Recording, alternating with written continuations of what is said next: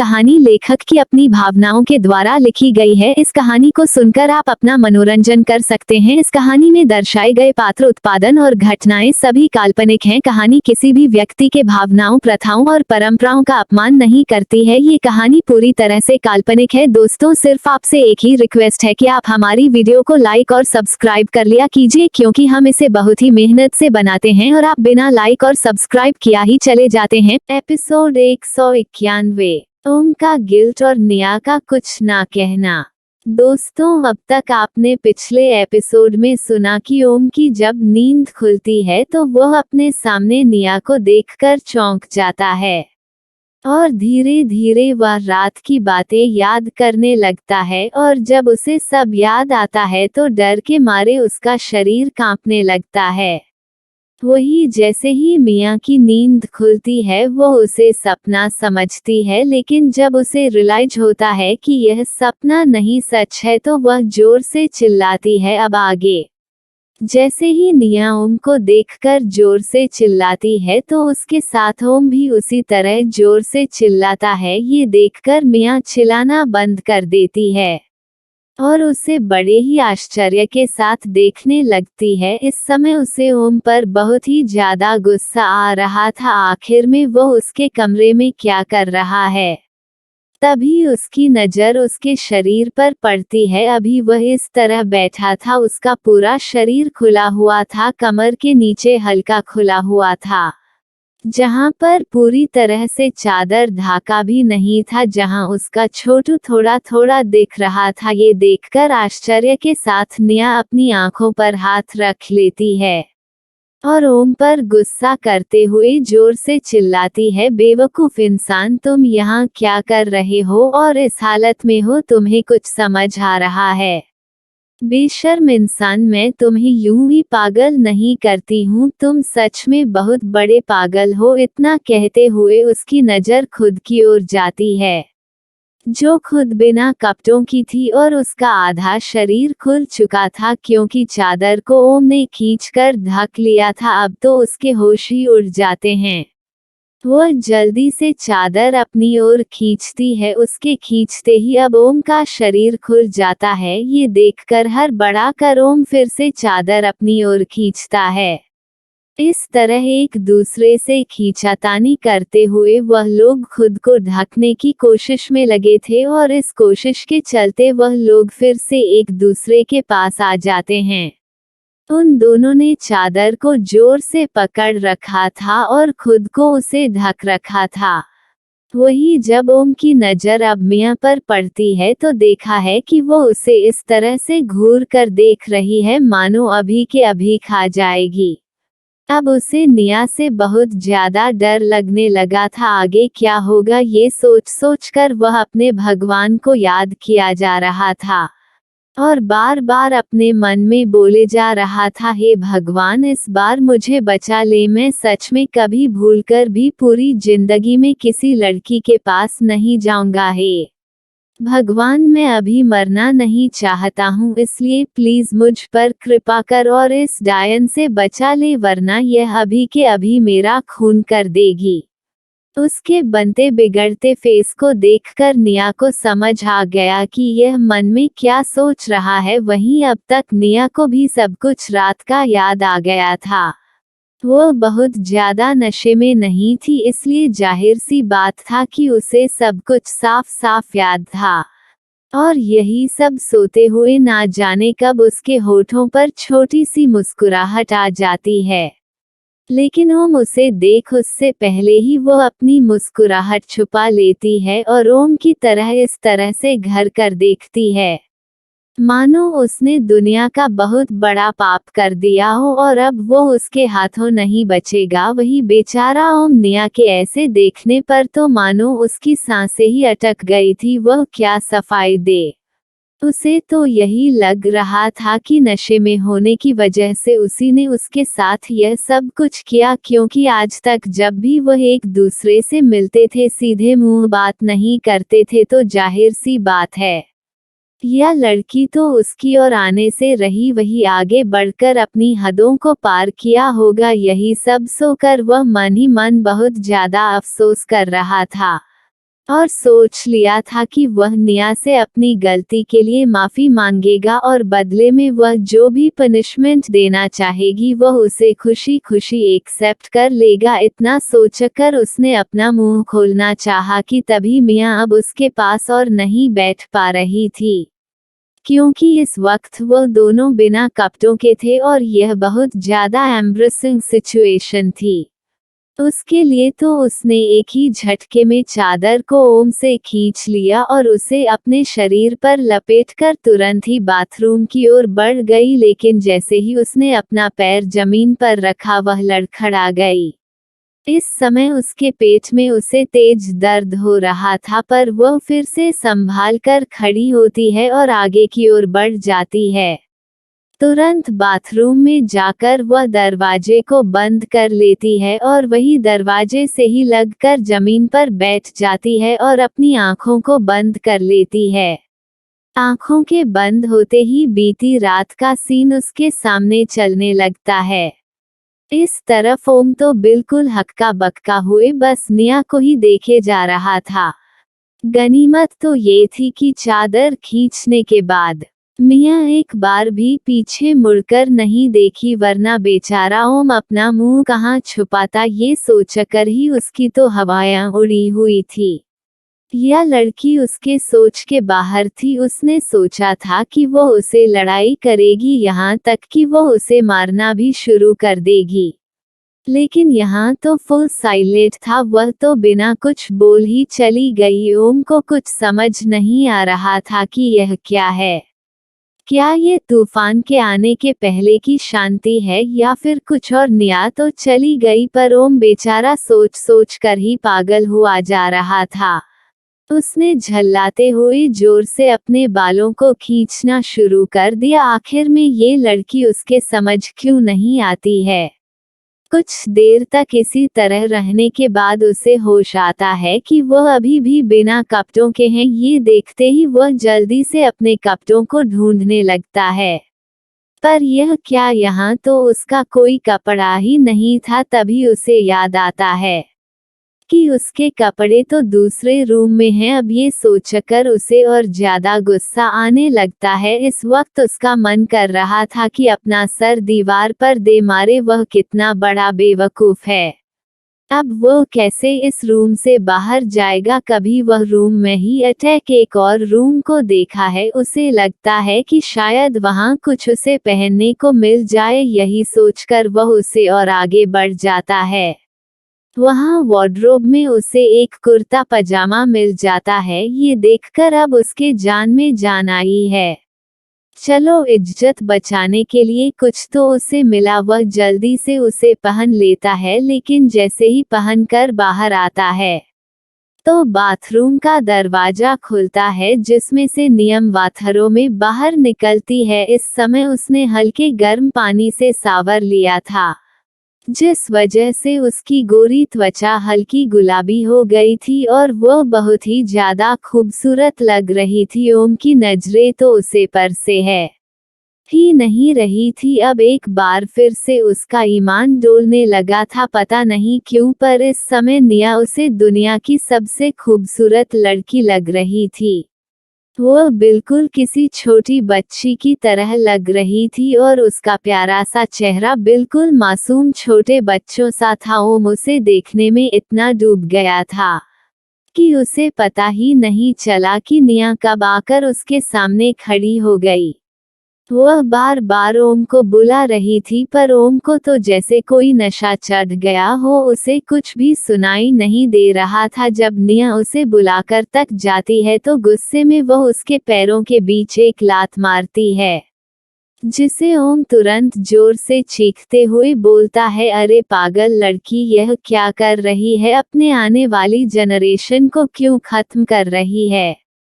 उसकी बातों को सुनकर निया उसके सामने अपनी उंगली करते हुए कहती है कि वो बागड़ बिल्ले, ये क्या अनाप शनाप बके जा रहा है। भला तेरे छोटू को मारने से मेरी जनरेशन कैसे खत्म होगी।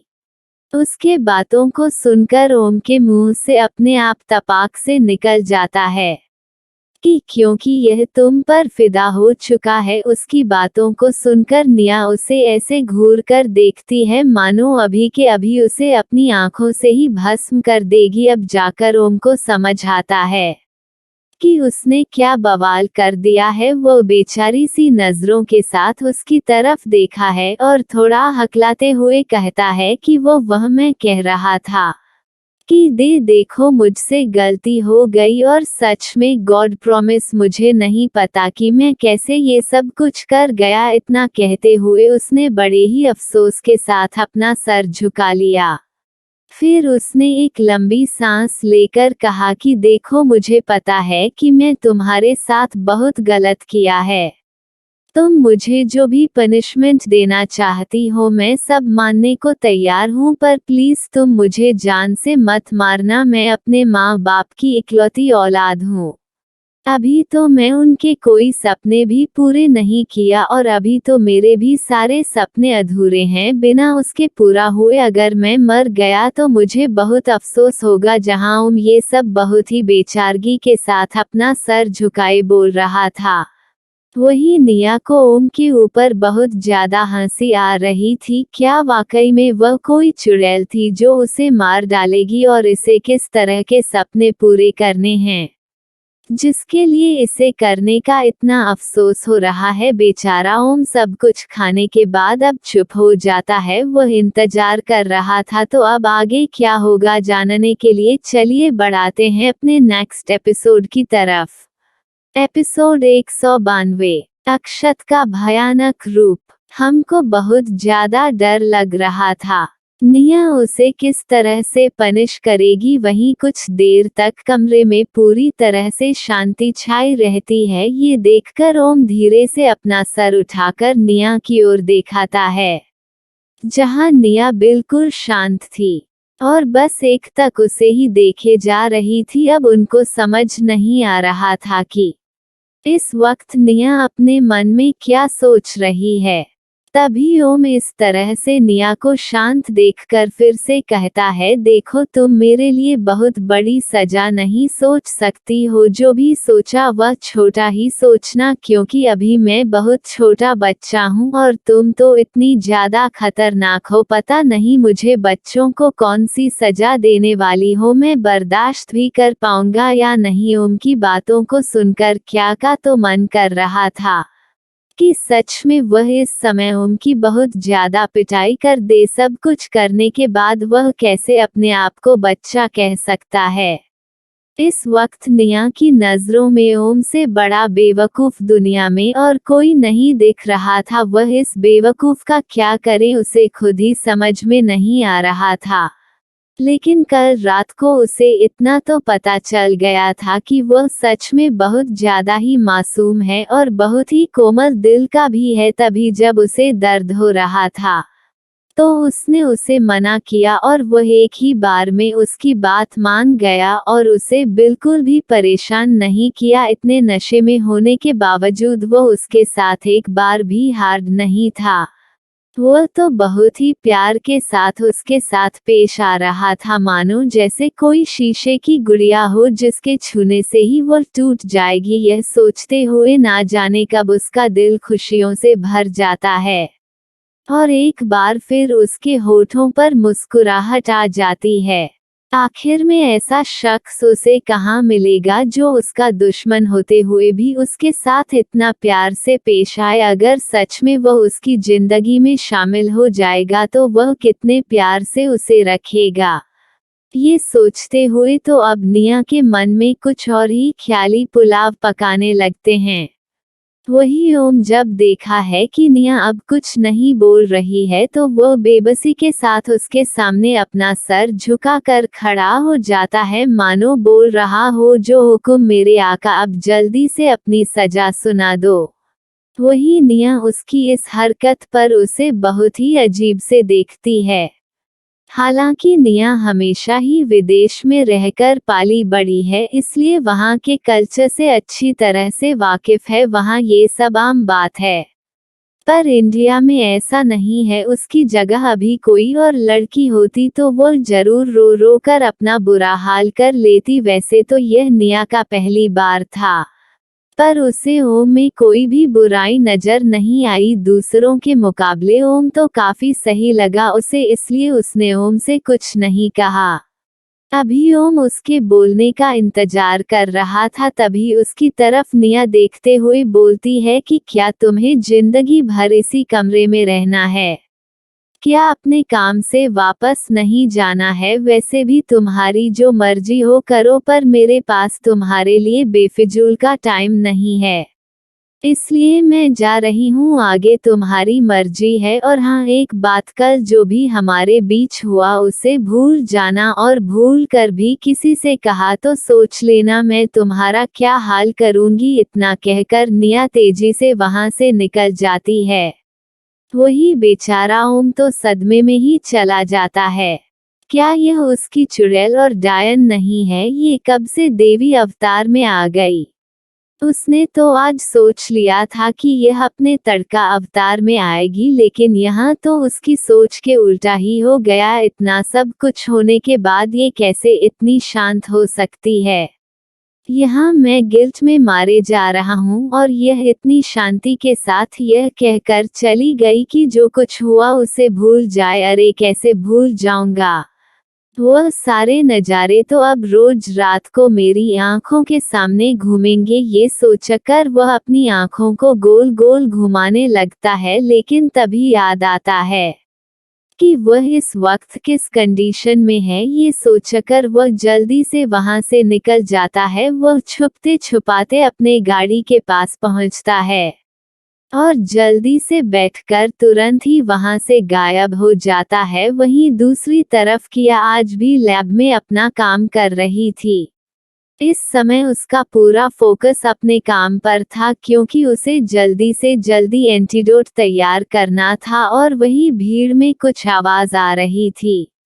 कुछ लोग आपस में बातें कर रहे थे। एक व्यक्ति दूसरे व्यक्ति से बोल रहा था, क्या तुम्हें पता है उन चारों को एक एक के आदमियों ने आज उठा लिया है? दूसरा व्यक्ति, ऐसा क्यों है? पहला व्यक्ति, पता नहीं, जरूर उसने एक एक को नाराज किया होगा, जिस वजह से एक एक के गार्ड आकर उन चारों को ले गए। दूसरा व्यक्ति, अरे यार, जब उसे पता था कि एक एक कितना खतरनाक है तो उन लोगों को आखिर में उसे पंगा लेने की क्या जरूरत थी? अगले ही लिया है तो भूखते गए हैं ही। वहीं दूसरी तरफ टॉर्चर रूम में गार्ड ने उन्हें चारों आदमियों को रस्सियों से बांधकर लटकाया हुआ था।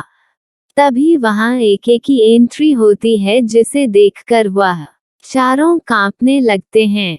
इस समय एक बहुत ही ज्यादा खतरनाक लग रहा था। उसे इतना ज्यादा गुस्सा आ रहा था कि मानो वह इन चारों को अभी के अभी अपनी आंखों से ही जलाकर भस्म कर देगा।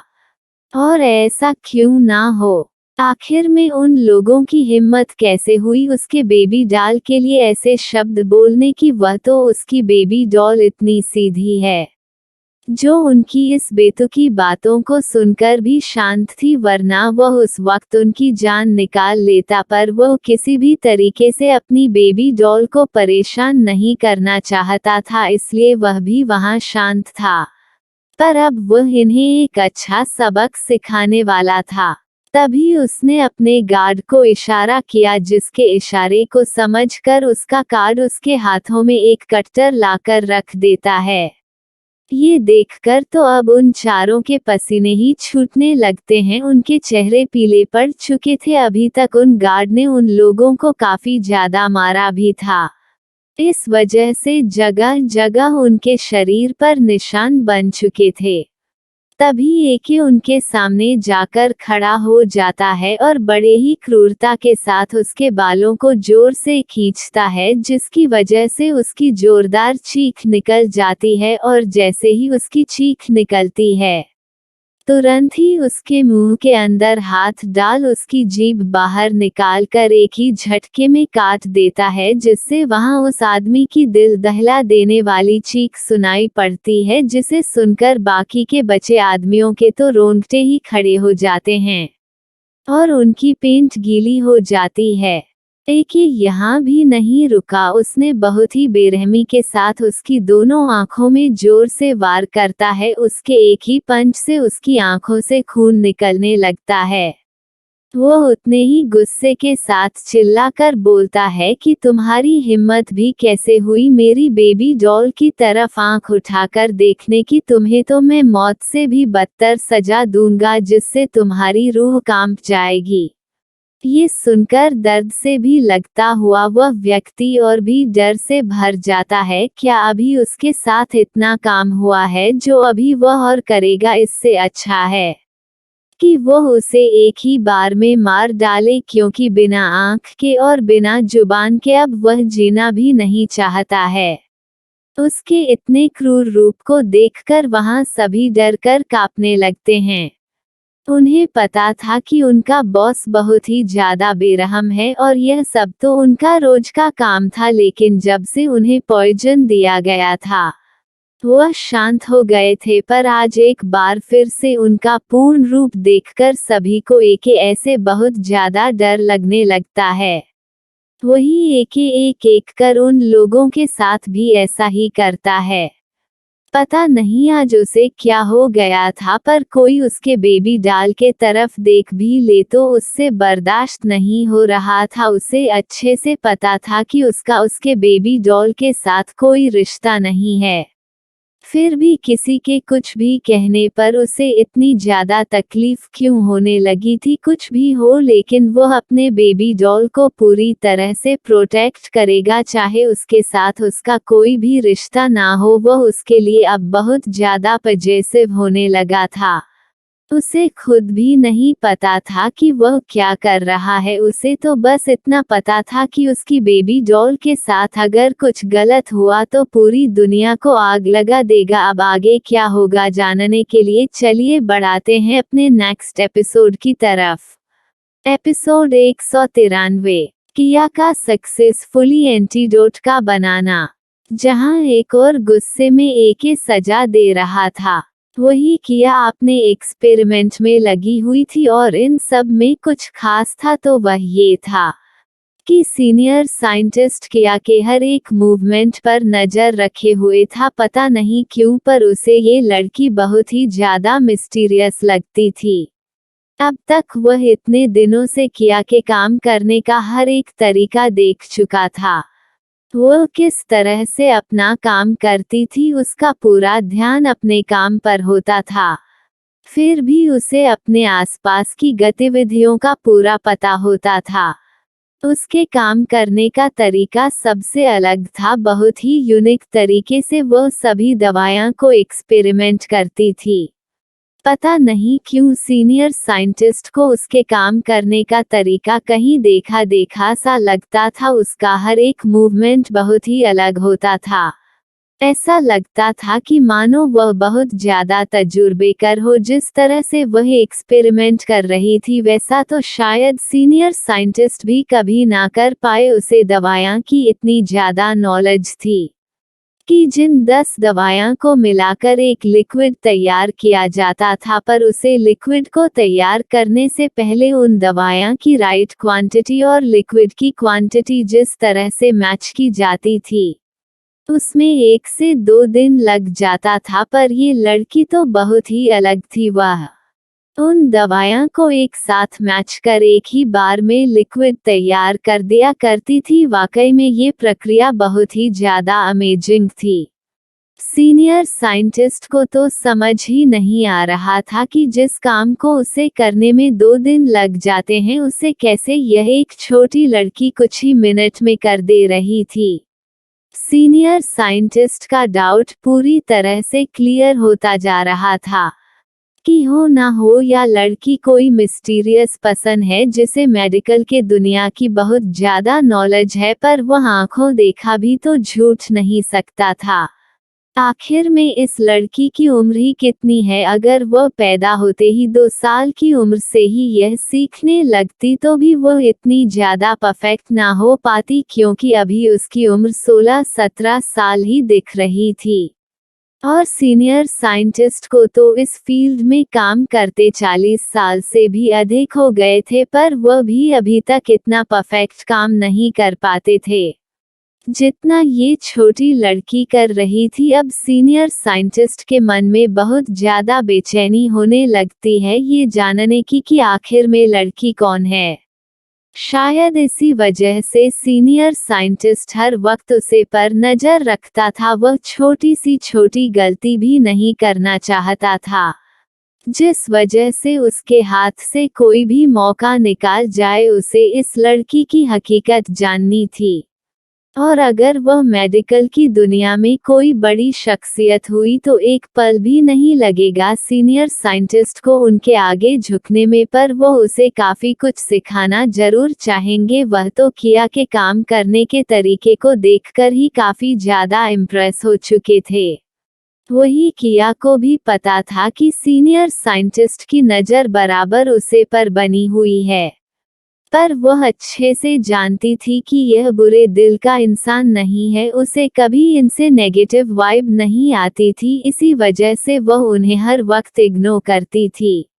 वरना भी अगर उनकी जगह कोई और होता तो किया नहीं उसे कब का गायब करवा दिया होता और उसे पता भी नहीं चलता कि वह कहाँ पहुँच गया है। धीरे धीरे वक्त बीत रहा था, इसी तरह करते करते आज पूरे 10 दिन बीत चुके थे। किया हर रोज की तरह अपने एक्सपेरिमेंट में लगी हुई थी। वहीं दूसरी तरफ रेहान की बेचैनी कम होने का नाम नहीं ले रही थी। उसे आए यहाँ इतने दिन हो गए थे, पर उसकी एंजल कहाँ है? उसे अभी तक कोई खबर नहीं मिल रही थी। क्या उसके एंजल को धरती निकल गई या आसमान ले गया जो वो उसके सामने नहीं आ रही है? वो काफी ज्यादा फ्रस्ट्रेटेड हो चुका था। हर रोज की तरह अभी भी उसकी तलाश जारी थी, पर आज भी उसके हाथों निराशा ही लगती है। इस वक्त रेहान, मयंक और अक्षत एक साथ लिविंग हॉल में बैठे थे। अक्षत साफ साफ देख सकता था कि रेहान कितना ज्यादा परेशान है। उसी के साथ मयंक भी बहुत ज्यादा परेशान था। आखिर में उन लोगों ने अपना सारा काम छोड़कर यहाँ किया को ढूंढने का फैसला जो किया था, पर अभी तक किया के ना मिलने की वजह से वह दोनों बहुत ज्यादा परेशान हो चुके थे। ऊपर से उनका ऑफिशियल वर्क भी उनके ऊपर बहुत ज्यादा बढ़ गया था, जिससे अब तो रेहान के सब्र का बांध टूट जाता है। वह अक्षत की ओर देखते हुए नाराजगी के साथ कहता है, तुम क्या कर रहे हो इतने दिनों से, और तुम्हारी पावर कहाँ गई? पूरे 10 दिन हो गए हैं, पर मेरी एंजल का कोई पता नहीं चल रहा है। मुझे लगता है कि अब तुम बहुत ज्यादा कमजोर हो चुके हो, शायद कुछ करने लायक भी नहीं रह गए हो। इसी वजह से तो इतने दिन होने के बावजूद भी तुम मेरी एंजल को अभी तक नहीं ढूंढ पा रहे हो। उसकी बात सुनकर अक्षत को उसके ऊपर बहुत ज्यादा गुस्सा आता है, पर वो कुछ नहीं कर सकता था, क्योंकि यह बात तो सच में उसने उन लोगों से छुपा रखी थी। और क्या होगा जब सबको पता चलेगा कि वह सब कुछ जानते हुए भी चुप बैठा था, और वह लोग इतने दिनों से परेशान हो रहे थे। एक बार अक्षत का दिल करता है कि वह सब कुछ बता दे, पर उसने देखा था कि किया किस तरह से अपने काम में इतनी ज्यादा मसरूफ थी कि उसे खाने पीने का भी ध्यान नहीं रहता था। तो अगर उसने इन लोगों को बताया तो बेवजह ही वह डिस्टर्ब हो जाएगी, जैसे इतना दिन वैसे कुछ दिन और सही।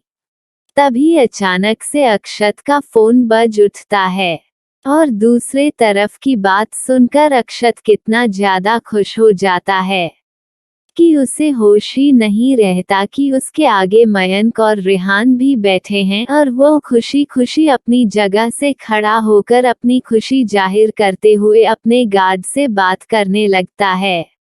उसके होठों से तो मुस्कुराहट जाने का नाम ही नहीं ले रही थी। ऐसा लग रहा था मानो उसे कोई खजाना मिल गया हो। वही मयंक और रेहान तो उसे अपनी आंखें फाड़े देख रहे थे।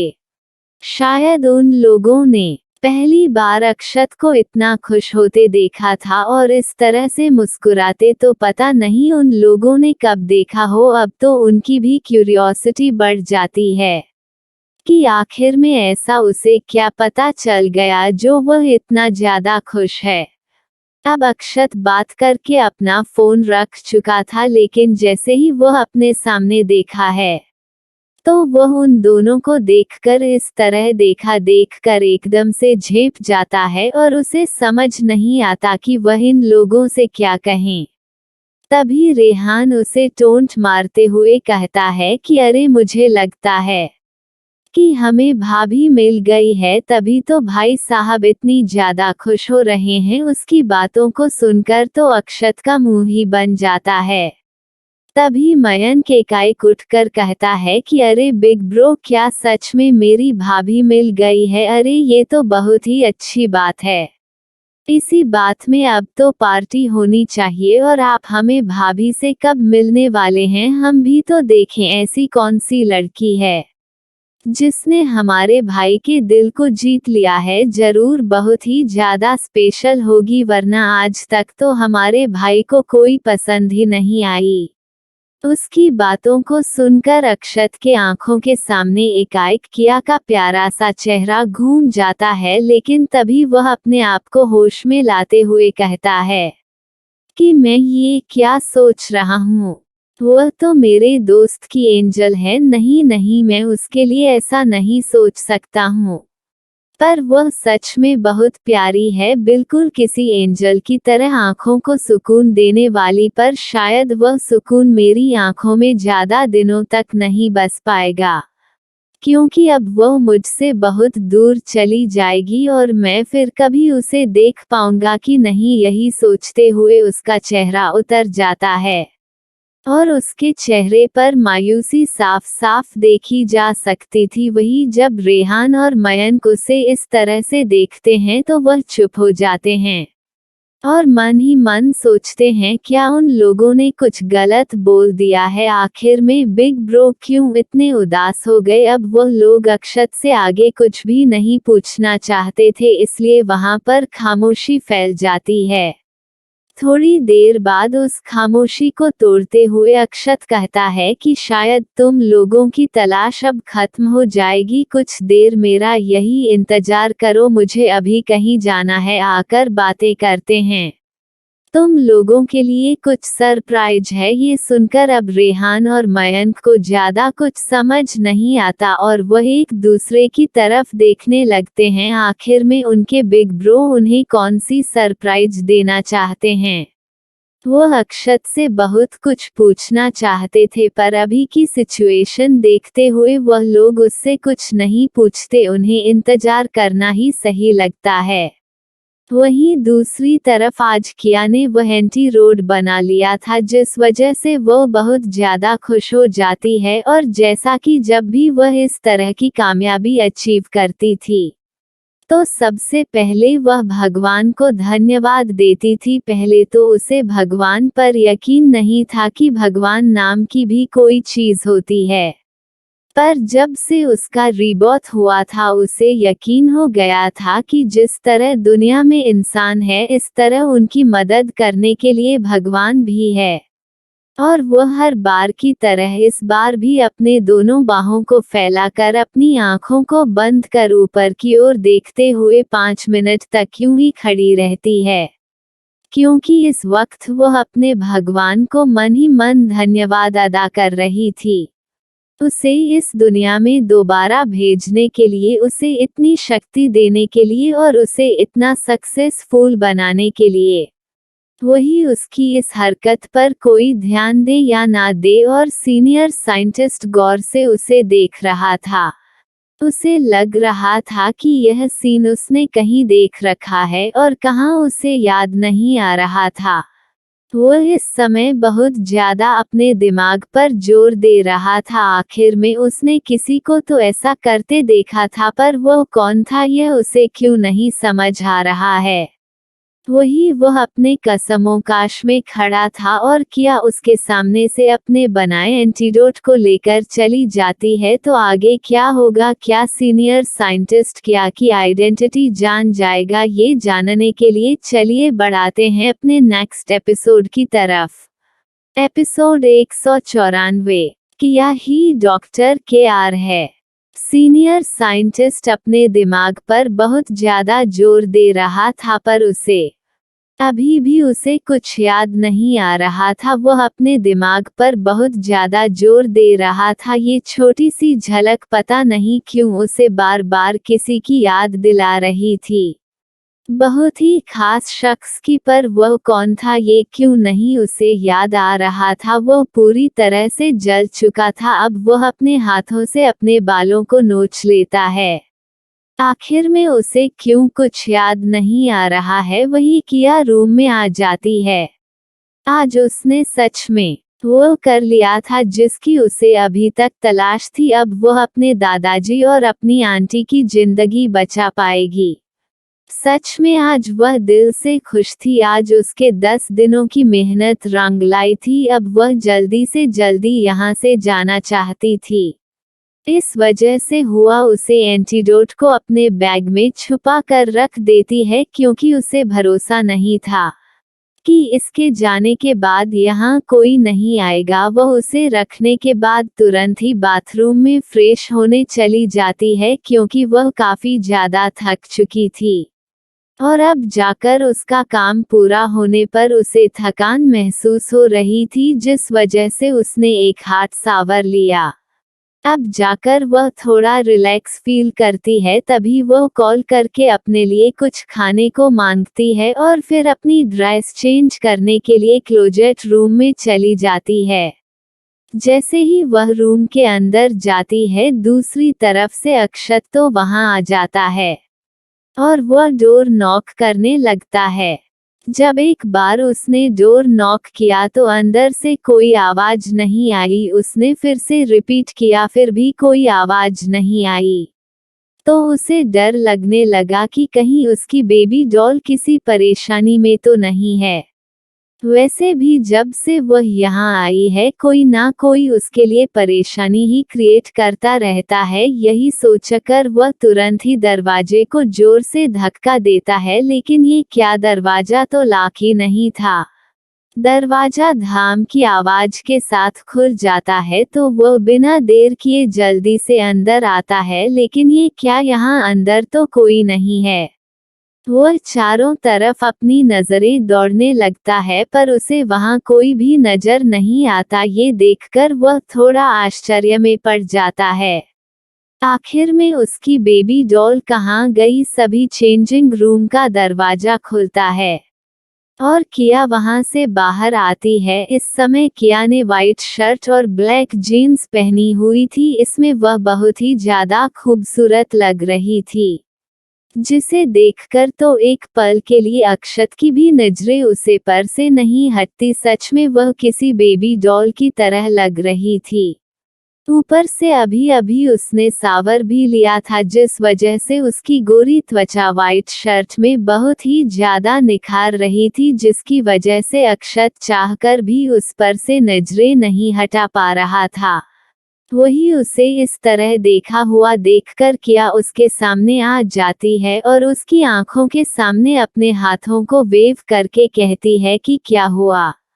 अचानक से अक्षत अपने होश में आता है और उससे अपनी नजरें चुराते हुए कहता है कि कुछ नहीं, वह मुझे पता चला कि तुम जिस काम के लिए आई थी वो पूरा हो गया। ये सुनकर मैं तुम्हें कंग्रेचुलेट करने यहाँ चला आया।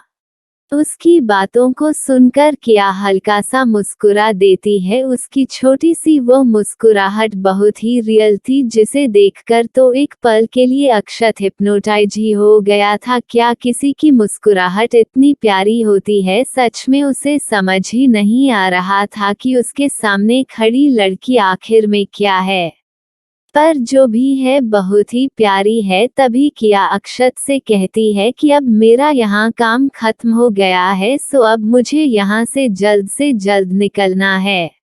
पता नहीं क्यों उसकी यह बात सुनकर अक्षत को अच्छा नहीं लगता, उसके दिल को तकलीफ पहुँचती है। क्या उसे जाने की इतनी जल्दी है? क्या वह थोड़े दिन यहाँ और नहीं रख सकती है? तभी अक्षत को याद आता है कि किया ने उससे वादा किया था कि वह डॉक्टर केआर से उसकी बात करवाएगी और उसके लिए अपॉइंटमेंट फिक्स भी करेगी। ये याद आते ही वह तुरंत किया से कहता है कि तुम अभी नहीं जा सकती हो, या सुनते ही किया उसे नाराजगी के साथ देखने लगती है। आखिर में किसी की इतनी हिम्मत कहाँ है जो उसे रोक सके, पर यह उसे क्यों रोक रहा है? तभी उसकी नाराजगी को देखते हुए अक्षत उसे समझाते हुए कहता है कि मेरा कहने का यह मतलब है कि अभी तुमने अपना प्रॉमिस पूरा नहीं किया है। तुमने कहा था मुझे डॉक्टर केआर से मिलवाने के लिए, सो अब तुम्हारा काम पूरा हो गया है तो मेरा भी काम कर दो। ये सुनकर किया को याद आता है कि उसने सच में अक्षत से प्रॉमिस किया था। वह कैसे भूल गई अपनी खुशी में, तो वह ये बात ही भूल गई थी कि सामने वाले को उसकी कितनी जरूरत है, और फिर उसने उसकी इतनी मदद की है तो बदले में उसे भी तो उसकी मदद करनी पड़ेगी। यह सोचकर उसने अक्षत की तरफ देखकर थोड़े गिल्ट लहजे में कहा, ओ सॉरी, मेरे दिमाग से यह बात उतर गई थी, पर कोई बात नहीं, मैं अपना प्रॉमिस पूरा करके ही जाऊंगी। उसकी बात को सुनकर अक्षत के होठों पर बड़ी सी मुस्कुराहट आ जाती है, क्योंकि अब उसकी बेबी डॉल कुछ दिनों और उसके साथ रुकेगी। तभी अक्षत को याद आता है कि रेहान और मयंक उसका घर पर इंतजार कर रहे हैं। वैसे वह किया को उनके सामने ले जाना तो नहीं चाहता था, पर इतने दिनों से उसने इतना तो समझ लिया था कि किया उन लोगों के लिए कितनी इम्पोर्टेंट है, वरना जो शख्स अपना 1 घंटा भी बर्बाद नहीं करता था, वह पिछले 10 दिनों से यहाँ आकर बैठा है सिर्फ इस छोटी लड़की के लिए। वह अंदाजा लगा सकता था कि उसकी बेबी डॉल उन लोगों के लिए कितना इम्पोर्टेंट थी। यही सोचकर वह किया से कहता है कि अगर अब आपका काम यहाँ खत्म हो गया है तो हम लोग अपने विला के लिए यहाँ से निकलते हैं। उसकी बातों को सुनकर किया भी सहमति में अपना सर हिला देती है। तभी उसके डोर पर नाक होती है। जैसे ही वह दोनों मुड़कर देखते हैं तो एक सर्वेंट ट्रॉली में उसके लिए खाना लिए हुए बाहर खड़ा था। ये देखते ही किया को याद आता है कि उसने तो अभी कुछ खाने के लिए मंगाया था, उसे भूख भी तो लगी थी। तभी वह अक्षत की ओर देखती है, मानो उसे पूछ रही हो कि क्या वह कुछ खाकर चले तो ठीक रहेगा। अक्षत भी समझ रहा था कि वह अपने काम में कितनी ज्यादा व्यस्त रहती थी कि खाने पीने का कोई ध्यान नहीं रखती थी, और जब वह अपना काम कर चुकी होगी तो उसे भूख भी जोरों की लगी होगी। यही सोचकर वह तुरंत किया से कहता है कि क्यों नहीं तुम कुछ खा लो, क्योंकि अभी मुझे थोड़ा काम है तो मैं पहले उसे निपटा लेता हूँ, तब तक तुम अपना खाना फिनिश करो। सुनकर किया को थोड़ा रिलैक्स फील होता है। अक्षत तो ये सोचकर वहां से चला जाता है कि शायद उसके रहने पर उसकी बेबी डॉल ठीक से खाना ना खा पाए, जो कि उसकी सेहत के लिए ठीक नहीं होगा, इसलिए वह इस वक्त वहां से जाना ही ठीक समझ रहा था।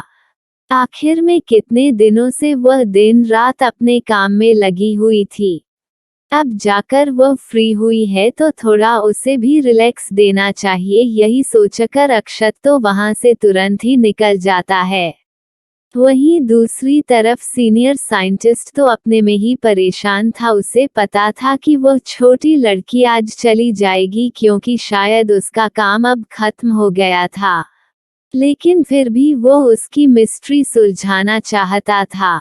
इसी वजह से वह लगातार अपने दिमाग पर जोर दिए जा रहा था और बार बार इस सिचुएशन को याद करता था जब किया अपनी दोनों बाहें फैलाकर ऊपर की ओर देख रही थी। लगातार कई बार उसे सिचुएशन को इमेजिनेशन करके वह याद करने की कोशिश करता था। अंत में उसे याद ही आ गया और वह जोर से चिल्ला पड़ा, अरे मुझे याद आ गया, अरे मुझे याद आ गया, हाँ सब कुछ याद आ गया। इस समय उसके खुशी का कोई ठिकाना नहीं था, लेकिन तभी एकाएक उसे याद आता है कि वह कितनी छोटी है, ऐसा कैसे हो सकता है, पर उसके साथ यह सच भी नहीं झूठ लाया जा सकता था कि उसे आज तक किसी ने नहीं देखा था, और जिन लोगों ने भी देखा था उसे सिर्फ नकाब में ही देखा था, इस वजह से कोई नहीं जानता था। एपिसोड 195। सीनियर साइंटिस्ट का गलती मानना और किया से रिक्वेस्ट करना। अब तक सीनियर साइंटिस्ट को पता चल चुका था कि वो छोटी लड़की ही डॉक्टर केआर है। अब आगे अभी तक किसी को नहीं पता था कि डॉक्टर केआर कौन है, कैसा दिखता है, लेकिन अब सब कुछ क्लियर हो चुका था, क्योंकि जिस एंटीडोट को वह बना रही थी वह बना पाना किसी के बस के बात नहीं थी। और उसने उसे टास्क भी तो दिया था जिसे कोई भी बड़े से बड़ा साइंटिस्ट एक हफ्ते में नहीं बन सकता था, उसे वह कैसे आधे घंटे में ही बना दिया था। ये सब सोचते हुए उसका पूरा डाउट अब क्लियर हो चुका था, और शायद उसके मिस्टीरियस होने की यही वजह है कि वह एक बहुत छोटी सी बच्ची है, पर जो भी है बहुत ही अमेजिंग है, वह गॉड गिफ्टेड है। और जो कुछ भी है उसके सामने है, सच में वह कितनी छोटी और मासूम है। अगर दुनिया को इसकी हकीकत पता चल जाएगी तो वह जरूर उसे नुकसान पहुंचाएंगे, इसलिए उसका मिस्टीरियस रहना बहुत ज्यादा जरूरी है। अच्छा ही है वह सब के लिए एक मिस्ट्री बन गई है। ये सब सोचते हुए आप सीनियर साइंटिस्ट के होठों पर बहुत बड़ी मुस्कुराहट थी, मानो उसे उसके जिंदगी का सबसे बड़ा खजाना मिल गया हो। अब वह एक पल भी देर नहीं करना चाहता था, कहीं कहीं उसके देर करने की वजह से डॉक्टर केआर यहाँ से चले ना जाएं, फिर वह उन्हें कहाँ ढूंढेगा। यही सोचकर वह तुरंत ही किया के रूम की तरफ भागता है। उसे 1 मिनट भी इंतजार नहीं हो रहा था।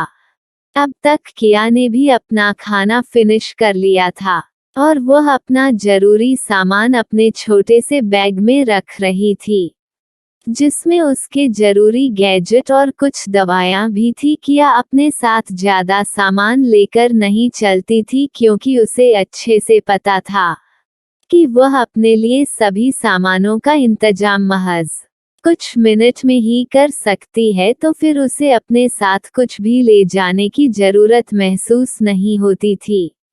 तभी अचानक से उसके दरवाजे पर दस्तक होती है। किया सोचती है कि शायद एक आया होगा, वह तुरंत ही अंदर आने की परमिशन दे देती है, लेकिन जैसे ही अपना सर उठाकर देखती है तो उसके सामने सीनियर साइंटिस्ट खड़े थे। ये देखकर किया को थोड़ा अजीब लगता है। आखिर में अब वो यहाँ क्या करने आए हैं, लेकिन वो कुछ नहीं कहती। तभी सीनियर साइंटिस्ट ठीक उसके सामने जाकर अपने दोनों हाथ जोड़कर उसे माफी मांगने लगते हैं। ये देखकर किया को थोड़ा आश्चर्य होता है। वह अभी उन्हें समझने की कोशिश कर रही थी कि आखिर में वह माफी किस लिए मांग रहे हैं, वजह से वह कुछ भी नहीं बोलती है। तभी सीनियर साइंटिस्ट उससे माफी मांगते हुए कहता है कि सीनियर, मुझे माफ कर दीजिए, उससे बहुत बड़ी गलती हो गई। आपको पहचान में मैं बहुत ही घटिया इंसान हूँ, जो अपने सामने खड़े उसे शख्स को नहीं पहचान सका जिसे मैं पूरी जिंदगी एडमायर करता चला आया हूँ। किया को सीनियर की बातें कुछ समझ नहीं आ रही थी, फिर भी वह कुछ नहीं बोलती है। तभी वह सीनियर साइंटिस्ट बोलता है कि मुझे पता चल चुका है कि आप ही डॉक्टर केआर हैं। अब जाकर किया को समझ आता है कि आखिर में सीनियर साइंटिस्ट किस वजह से माफी मांग रहे हैं। वह कुछ बोलती इससे पहले ही वह सीनियर साइंटिस्ट बोलता है कि देखिए, आप मुझे यह नहीं कह सकती हैं कि आप डॉक्टर केआर नहीं हैं। मैं आपको अच्छे से पहचान चुका हूँ, मुझे पता है कि आप ही डॉक्टर के हैं, इसलिए प्लीज मेरी एक रिक्वेस्ट मान लीजिए और मुझे अपना असिस्टेंट बना लीजिए। मैं पूरी जिंदगी आपका आभारी रहूंगा, मुझे आपसे बहुत कुछ सीखना है। उनकी बातों को सुनकर किया उन्हें समझाते हुए कहती है कि देखिए, मैं ऐसा नहीं कर सकती हूँ, क्योंकि मैं हर वक्त यही काम नहीं करती हूँ, मेरे पास और भी बहुत से काम होते हैं। ये काम तो मैं बस जरूरत पड़ने पर ही करती हूँ, इस वजह से मैं आपको अपने पास नहीं रख सकती हूँ। पर हाँ, जब भी आपको मेरी जरूरत होगी मैं आपकी मदद जरूर करूँगी। किया की बातों को सुनकर सीनियर साइंटिस्ट के आंखों में आंसू आ जाता है। उसने इस छोटी लड़की के साथ कितना बुरा व्यवहार किया था, पर सच में इस छोटी लड़की का दिल बहुत बड़ा है, जो उसे किसी भी तरह का गलत साबित नहीं करती है, बल्कि उसकी मदद भी करने का वादा कर रही है। सच में वह बहुत ही महान है। उसके आगे तो हम लोग कुछ भी नहीं है। यही सब सोकर वह फिर से किया के आगे हाथ जोड़कर झुक जाता है। किया उसे ऐसा करने के लिए मना करती है और कहती है कि देखिए, आप मुझसे बहुत बड़े हैं, इसलिए इस तरह मेरे सामने ना झुके। मुझे अच्छा नहीं लगता है कि कोई इतना बुजुर्ग व्यक्ति मेरे सामने झुके, और वैसे भी मैं आपके व्यवहार के लिए आपको गलत नहीं समझा है, क्योंकि मैं जानती हूँ जिस पोजीशन पर आप हैं, आपने बहुत ही कड़ी मेहनत की है यहाँ तक पहुँचाने के लिए, तो किसी का यूं ही अचानक से आ जाना आपको परेशान कर गया। पर सच में मैं आपसे नाराज नहीं हूँ। किया की इन प्यारी बातों को सुनकर सीनियर साइंटिस्ट का दिल भर जाता है और वो फफक कर रो पड़ते हैं। सच में ये छोटी लड़की बहुत ही दरिया दिल है। उसके इतना गलत करने पर भी वो उसे कितने आसानी से माफ कर दिया। उसकी जगह अगर कोई होता तो शायद ही वह ऐसा कर पाता। वह दुनिया की बेस्ट डॉक्टर है, फिर भी उसके अंदर रत्ती भर का घमंड नहीं है। सचमुच ये पोजीशन उसी के लिए है, और वही इस पोजीशन पर सही मायने में फीड बैठती है। तभी सीनियर साइंटिस्ट के कानों में किया की आवाज जाती है, प्लीज आप यह मेरी आइडेंटिटी किसी के सामने रिवील नहीं करेंगे, क्योंकि अगर ऐसा हुआ तो मेरे लिए मुसीबतें बहुत अधिक बढ़ जाएगी, जिससे मैं आसानी से नहीं निकल पाऊंगी और मेरी लाइफ पर भी इसका बहुत ही गहरा असर पड़ेगा। इस वजह से हो सके तो आप मेरी आइडेंटिटी को सीक्रेट ही रखिएगा। उसकी बातों को सुनकर सीनियर साइंटिस्ट तुरंत ही कहता है कि मैडम आप फिक्र ना करिए, मैं मर भी जाऊंगा फिर भी किसी के सामने आपकी आइडेंटिटी रिवील नहीं करूंगा। किया को उसकी बातों पर भरोसा था, इस वजह से वह और कुछ नहीं रहती। तभी सीनियर साइंटिस्ट उससे रिक्वेस्टिंग टोन में कहता है कि मैडम क्या आप मुझे अपना कोई कॉन्ट्रैक्ट नंबर दे सकती हैं, जिससे मुसीबत के वक्त मैं आपको याद कर सकूं। आपकी थोड़ी सी हेल्प हमारे लिए भगवान के वरदान के समान होगी, और हम किसी की जिंदगी बचाने में कामयाब हो सकेंगे। उसकी बातों को सुनकर किया कोई भी टाल मटोल नहीं करती है और तुरंत अपना एक प्राइवेट नंबर निकाल कर उसे दे देती है। ये देखकर वह सीनियर साइंटिस्ट बहुत ज्यादा खुश हो जाता है। वो सच में आज बहुत ज्यादा खुश था, क्योंकि आज उसने अपने सामने डॉक्टर केआर को देखा था, जो आज तक सबके लिए सिर्फ एक सपना था। वो खुशी खुशी किया को गुड बाय करता है और वहां से चला जाता है। तो दोस्तों, अब आगे क्या होगा? क्या किया कभी सीनियर साइंटिस्ट की मदद करेगी? और जब अक्षत उसे अपने विला लेकर जाएगा तो रेहान और मयंक को वहां देखकर किया का क्या रिस्पांस होगा? वही जब रेहान और मयंक को पता चलेगा कि किया अब तक अक्षत के पास ही थी, तो वह लोग अक्षत के साथ क्या करेंगे? कल के एपिसोड में सबका आमना सामना होने वाला है। स्टोरी और भी इंटरेस्टिंग होगी, तो कल का एपिसोड जरूर सुनिएगा और कमेंट करके अपनी राय जरूर दीजिएगा। हमें आपके कमेंट पढ़कर खुशी होती है। आप बिल्कुल ना सोचिएगा कि आपकी राय जानकर हमें खराब लगता है, बल्कि यह तो हमारे लिए और भी अच्छा है कि आप लोग हमें नए नए सुझाव देते हैं। और जाने से पहले चैनल को लाइक और सब्सक्राइब करना बिल्कुल ना भूले। धन्यवाद।